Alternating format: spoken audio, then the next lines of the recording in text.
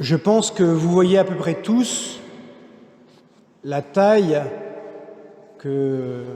qui est celle d'un dé, un dé à jouer, ou même un dé à coudre. Eh bien, c'est encore trop grand pour représenter un seul gramme d'uranium-235. Est-ce que vous savez quelle énergie peut produire la fission d'un gramme d'uranium-235 enrichi? Des millions de joules? Enfin, vous voyez ce que ça fait déjà, 1 million?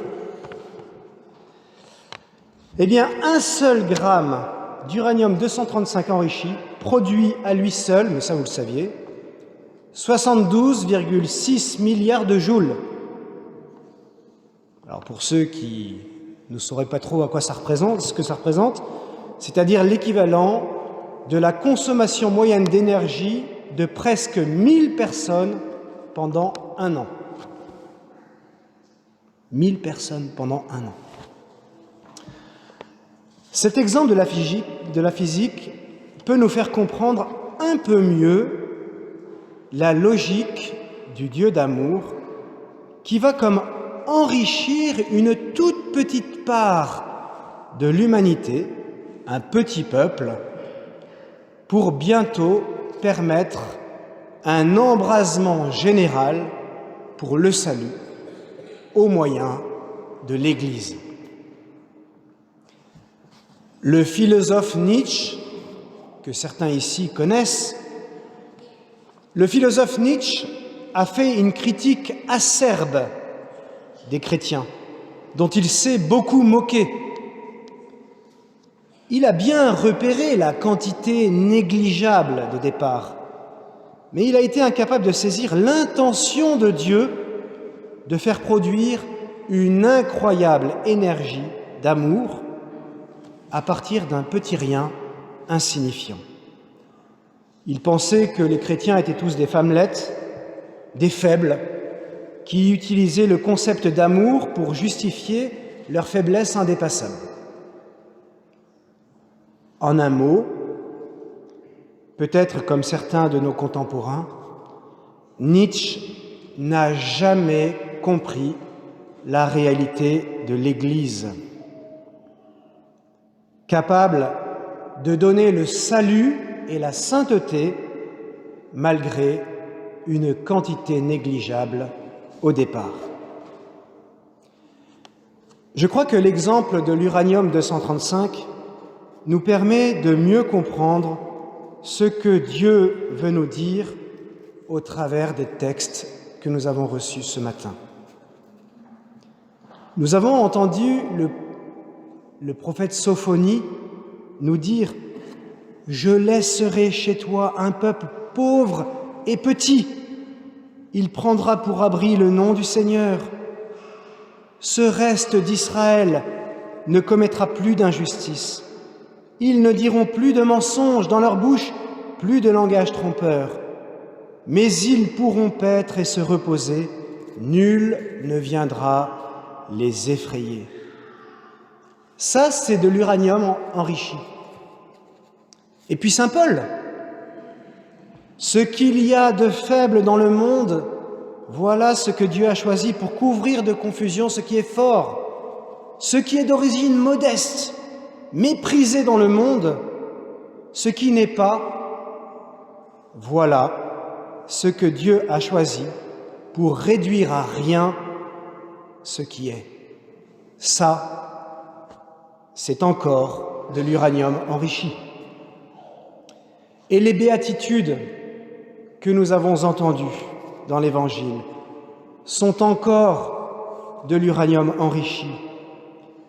C'est dans cette divine logique que Jésus peut présenter des réalités de faiblesse et de pauvreté comme des sources de puissance pour demain. Être pauvre de cœur, pleurer, rester rempli de douceur, même dans la contradiction, avoir faim et soif de la justice, exercer la miséricorde en toutes circonstances, garder son cœur pur malgré les sollicitations, être artisan de paix plutôt que de mettre de l'huile sur le feu, être persécuté pour la justice, être insulté à cause de sa foi en Jésus, toutes ces réalités nous mettent en réel état de faiblesse. Mais en fait, elles ont pour conséquence la plus puissante des promesses, le bonheur, la béatitude éternelle, la joie sans fin de la sainteté dans l'Église de Dieu avec le Seigneur et tous les sauvés. Cette voie de l'apparente faiblesse est celle de Jésus lui-même aujourd'hui, au cours de cette messe. Le roi infiniment puissant que rien ne peut contenir se donne tout entier sous les espèces du pain et du vin consacrés. Mieux encore que de l'uranium 235 enrichi. Le mystère eucharistique est, après la venue de Jésus dans notre chair, le plus grand et le plus incompréhensible des mystères divins. Je vous invite d'ailleurs, tous, à vivre l'expérience de l'adoration eucharistique paroissiale,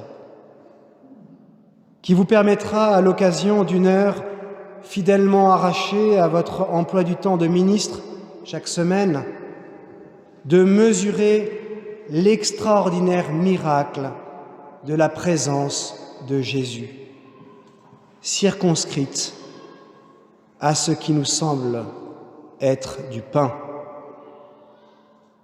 Vous n'en ressortirez pas indemne. Notre vie de foi dans l'Église est en quelque sorte une occasion perpétuelle d'enrichir l'uranium 235 de notre baptême, au fur et à mesure des jours qui passent. Des chemins d'apparente faiblesse sont en réalité des prodigieuses occasions de nous faire grandir dans la sainteté pour le royaume.